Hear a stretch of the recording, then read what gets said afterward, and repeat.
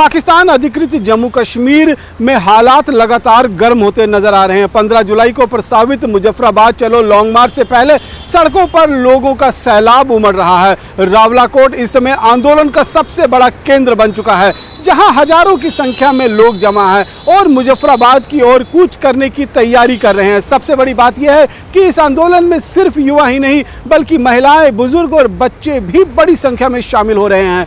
दरअसल पीओके के इतिहास में शायद पहली बार इतना बड़ा जन आंदोलन देखने को मिल रहा है। शुरुआत बिजली संकट, महंगाई और टैक्स के मुद्दों से हुई थी, लेकिन अब लोगों की मांग कहीं ज्यादा बड़ी हो गई है।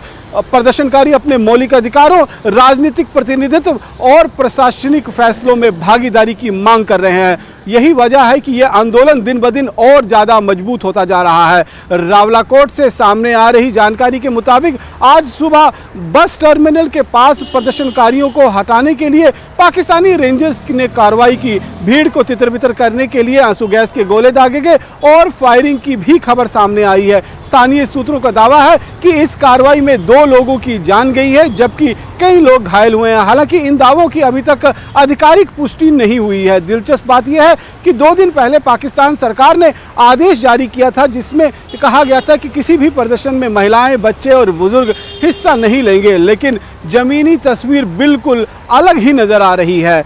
हजारों स्कूली बच्चे यूनिफॉर्म पहनकर सड़कों पर उतरे हुए हैं।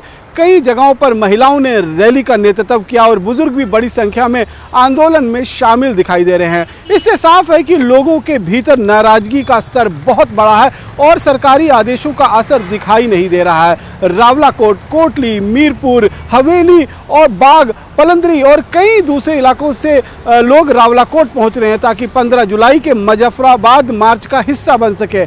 आंदोलनकारी इसे अपने अधिकारों की लड़ाई बता रहे हैं, जबकि पाकिस्तान सरकार इसे रोकने के लिए लगातार सुरक्षा बलों की तैनाती बढ़ा रही है और सख्ती की खबरें भी सामने आ रही हैं। फिलहाल सबकी नज़रें 15 जुलाई पर टिकी हैं। अगर बड़ी संख्या में लोग मुजफ्फराबाद की ओर कूच करते हैं तो ये पीओके के हालिया इतिहास का सबसे बड़ा जन आंदोलन साबित हो सकता है। यही वजह है कि पाकिस्तान सरकार ने भी पूरी तरह से सतर्क है और हालात पर करीबी से नज़र बनाए हुए हैं। हालांकि जो प्रदर्शनकारी हैं उन्होंने अब ये बात साफ कर दी है कि जब 15 मार्च को लॉन्ग मार्च मुजफ्फराबाद की तरफ आगे बढ़ेगा तो सिर्फ युवा और पुरुष ही इस मार्च को आगे बढ़ाएंगे ताकि टकराव की स्थिति में बच्चों और औरतों को नुकसान न उठाना पड़े।